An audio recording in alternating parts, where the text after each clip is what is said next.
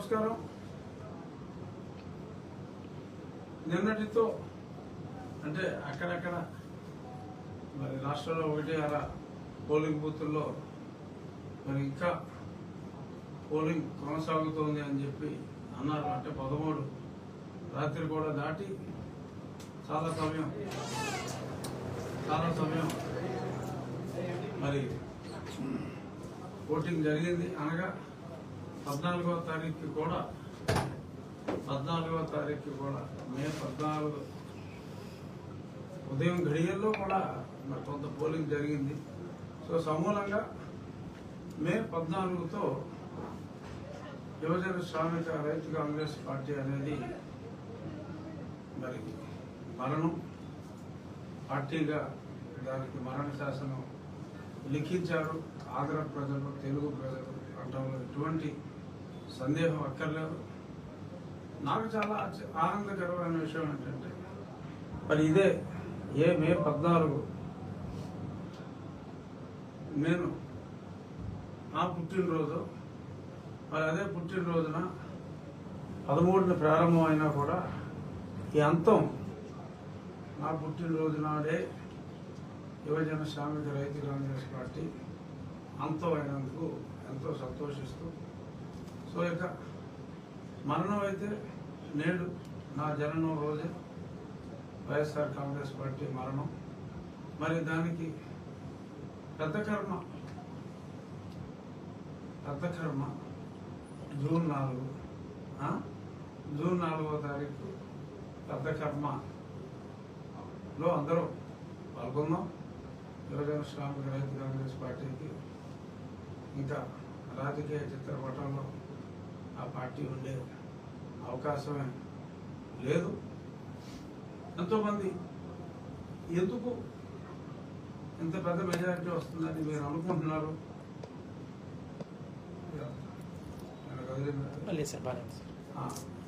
ఎందుకు ఇంత పెద్ద మెజారిటీ మీరు వస్తుంది అనుకుంటున్నారు? ఇవాళ సాక్షి పేపర్లో 110 స్థానాలు ఎంత రాశారు? 112. వైనాట్ 175 నుంచి 112కి వాళ్ళు వచ్చారు.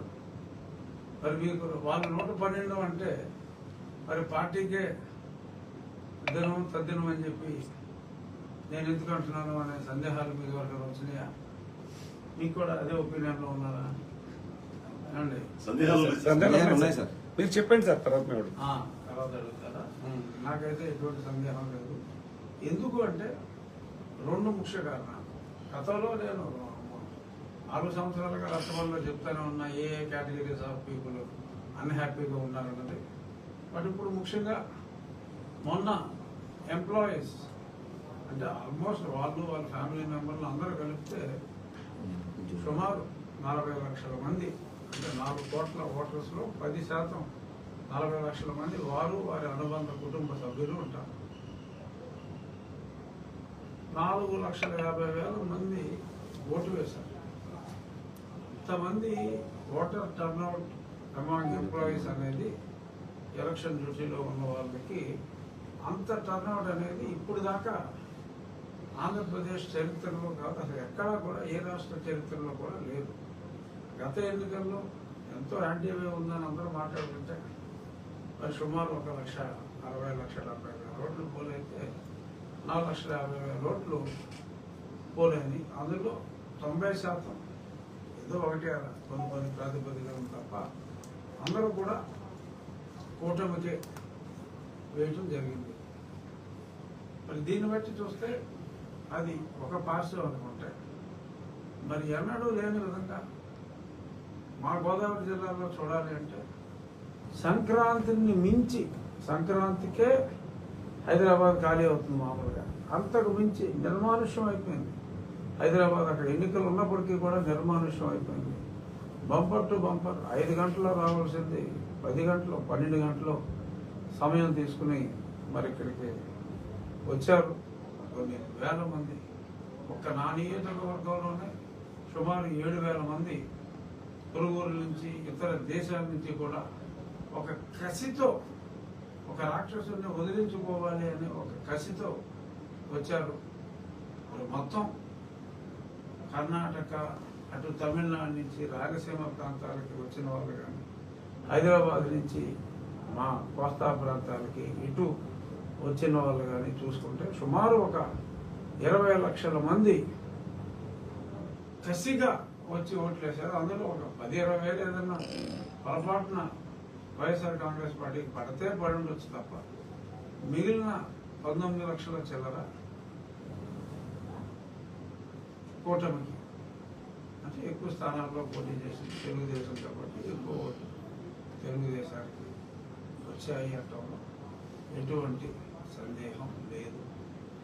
ఇక ఈరోజు సాక్షిలో రాసుకున్నాను, మహిళలు చాలా పెద్ద సంఖ్యలో వచ్చారు కాబట్టి జగన్మోహన్ రెడ్డి నెగ్గుతున్నాడు అని చెప్పి రాశారు. మహిళలు పెద్ద సంఖ్యలో రావడానికి ముఖ్య కారణం జగన్మోహన్ రెడ్డి వారికి చేసిన దగ.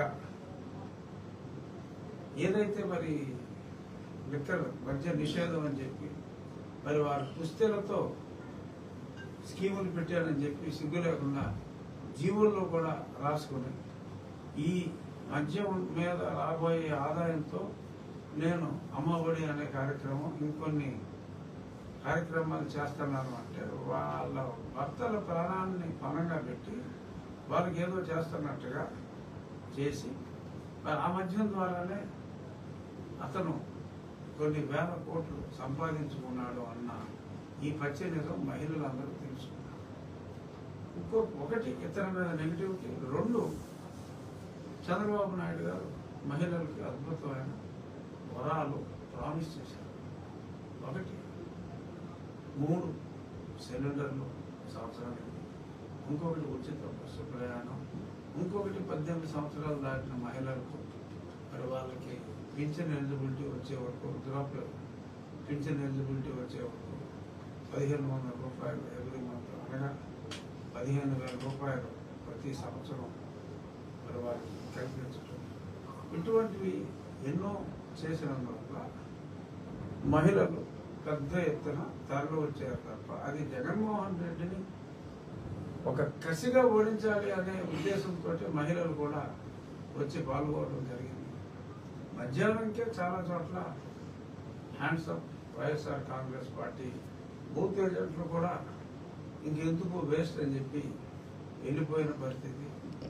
అదే కాక మనం ఎప్పుడు కూడా చూడని విచిత్రమైన సంఘటనలు ఇక్కడ జరిగినాయి. ప్రజలు డైరెక్ట్గా చాలామంది నాయకులపై తిరుగుబాటు చేయడం ప్రారంభించారు. నేను ఎప్పుడో చెప్పా, ప్రజలు తిరుగుబాటు వస్తున్నారా బాబు, తిరుగుబాటు వస్తున్నారా బాబు. బట్ రాంబాబు గారి మీద కానీ, వల్లభనేని వంశీ గారి మీద కానీ, ఇంకా కొట్టు గారు కూడా మరి ఆయన వారి కుమారుడి మీద కూడా అది మరి కొట్టునే కొట్టడం అంటే మరి ఇది ప్రజల్లో తెనాలి అసలు సూపర్. మరి ఇలాగా ఆ ప్రజల్లో ఆ రెవల్యూషన్ వచ్చింది అంటే అది వాళ్ళ కక్ష. అంటే ఎన్నాళ్ళు ఇబ్బంది పెట్టారా మీకు గుర్తుంటే, నేను ఎప్పటి నుంచో అంటున్నా, ఎప్పుడు తెల్లారుతుందా, ఎప్పుడు క్యూ లైన్లో నుంచొని వీడిని ఓడించాలా అని చెప్పి ఊళ్ళో ఓడుతున్నారు జనం అని నేను ఆల్మోస్ట్ 1.5 years బ్యాక్ నేను ఒకసారి నా రచ్చబండలో చెప్తే చాలామంది నాకు ఫోన్ చేసి, మీరు ఒకటి చెప్తున్నారు, ఇక్కడ ఒక రకంగా ఉంది, సర్వేలు చేస్తే మరి వాళ్ళు మనసులో మాట చెప్పట్లేదు, అందరూ జగన్మోహన్ రెడ్డి అంటున్నారంటే, అరే నాయన ఈ సర్వేలు ఒక విచిత్రమైన సర్వేలు, మీరు తెలుసుకోవాల్సింది కాగితం ఇచ్చి దీని గురించి చెప్పు, దాని గురించి చెప్పు అంటే ఈ పరిపాలన ఎలా ఉంది, మీకు స్కీములు అందుతున్నాయా అని ఇలా రొటీన్ చెత్తగా బచ్చడి చేస్తే ఏమో ఎందుకు వచ్చిందని చెప్పి వాళ్ళు ఎవరో కూడా మాట్లాడరు. కాబట్టి ఆ సర్వేని మనం నమ్మవలసిన అవసరం ఏమాత్రం లేదు.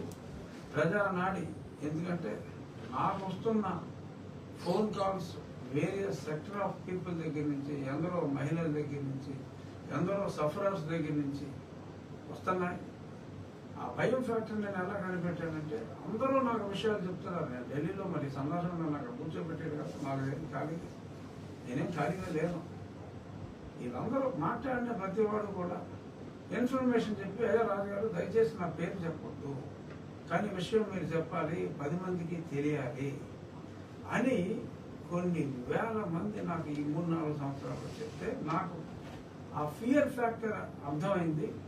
ఎంతమంది, ఎన్ని sector of people, how many walks of people were against this cruel animal అనేది నాకు స్పష్టంగా అర్థమయ్యి నేను ఆ రోజు నుంచి కూడా చెప్తున్నాను.